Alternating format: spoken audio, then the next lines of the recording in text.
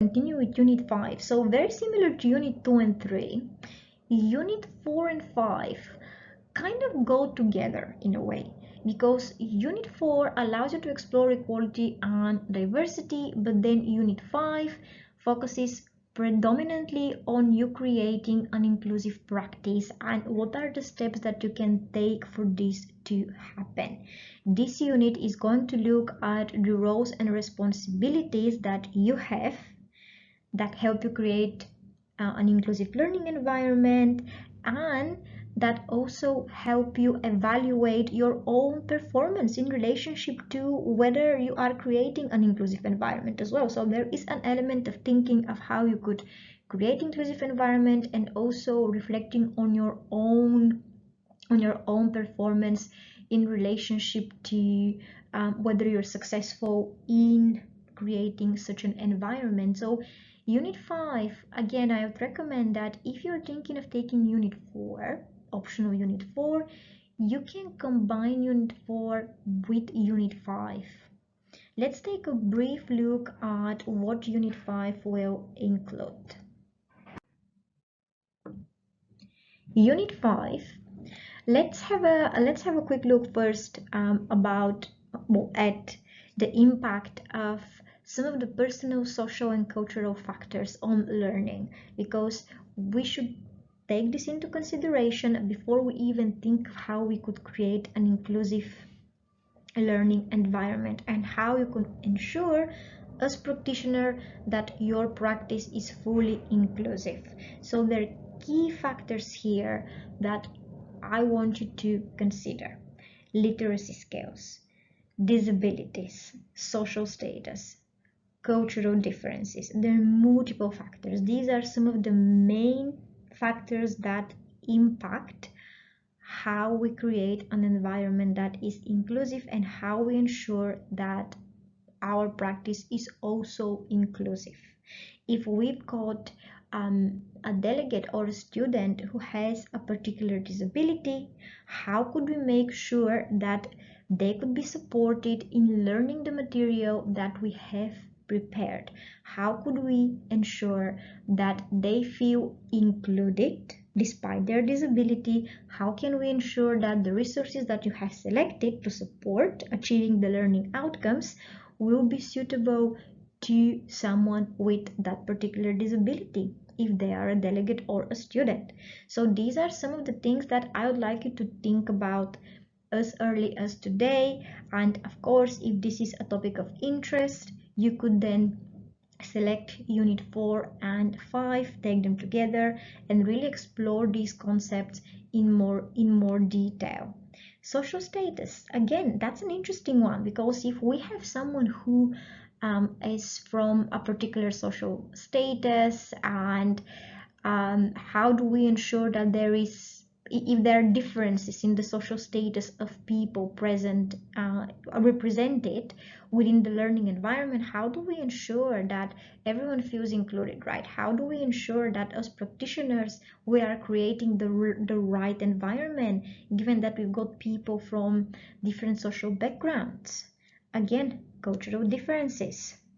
How could we ensure that we have thought about the different nationalities, the different cultures, if we do have that information in advance? Because again, depending on the role we will be taking as a teacher or as a learning and development or training practitioner, you may have that information in advance before the class or the training session starts, which could be helpful when you prepare, or you may not have that information. But if you do have that information, how can you use it to ensure that your practice is inclusive? Also, as part of Unit 5, Inclusive Practice, we are going to look at some of the key theories and their impact on the learning ability of our practitioners. We're going to explore 4 different theories. We're going to look at behaviorism. We're going to also look at cognitivism, and we are going to look at humanism and the motivation theory. Exploring each one of those theories, we can then think of how we can practically applied in our own practice as teachers and training practitioners, so that we could create an inclusive approach and a great learning environment where everyone feels welcome, when everyone feels encouraged to learn, to develop, and of course we are compliant with the key policies that are internal, part of the organization, and also the legislation that is external as well. A very interesting piece of theory here is Maslow's hierarchy of human needs. So Unit 5 includes exploring Maslow's hierarchy of human needs, which is a very interesting theory developed by Abraham Maslow, who speaks about the different human needs, and he has categorized them in the form of a pyramid, showing that in order for us to get on top of the pyramid, we should start at the bottom where the foundation is, and that is our physiological needs. So let's take a moment to look at all the various needs and how they relate to inclusive practice. There are 5 different levels of needs. Looking at the bottom of the pyramid, we've got our physiological needs. So in order for us to feel comfortable, even we're talking about a very basic level of comfort, our physiological needs need to be met first.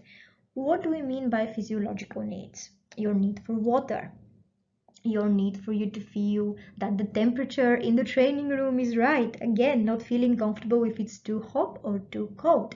So when your physiological needs are met, then we can move to the next level of the pyramid. But until your physiological needs are met, then that would be difficult. And when you think about how you create inclusive environment, the example with the temperature in the training room is a little bit tricky because people have different body senses when it comes to the right temperature, but this is just an example, and that is why very often what you find in the corporate world, for instance, is that when you deliver or facilitate training sessions early in the morning, there are usually coffees and teas and breakfast for people, or like even like simple biscuits, which is kind of very common practice in the corporate world here in the UK, so that that physiological need could be met.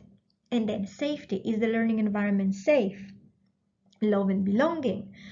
Is the trainer being positive in this situation? That is you, the trainer, or the teacher.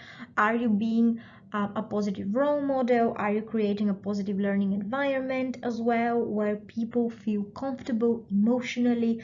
Are you encouraging people, moving now up the triangle, are you encouraging people to believe that they can learn the material, that they could, let's say, achieve whatever they came to the session with as an objective?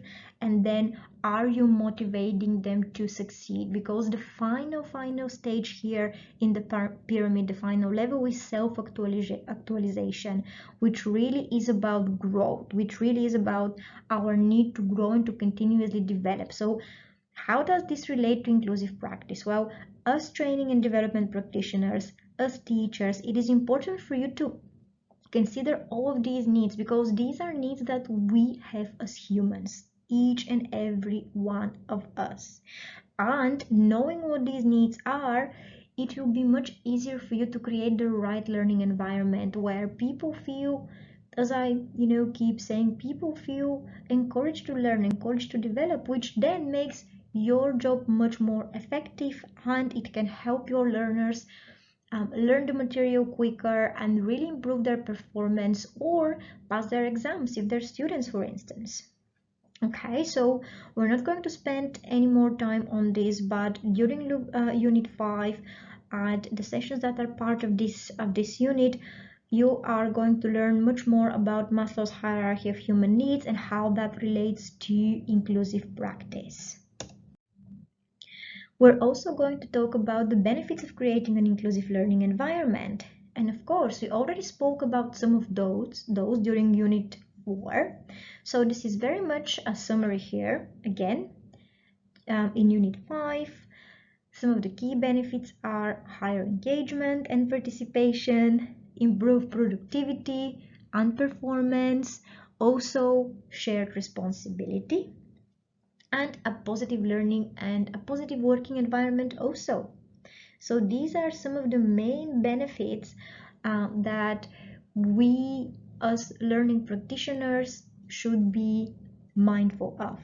And those benefits actually help us to really be mindful of those methods that we could use in order to ensure our practice is inclusive, because our key goal is to help people reach their goals and objectives, whatever they might be.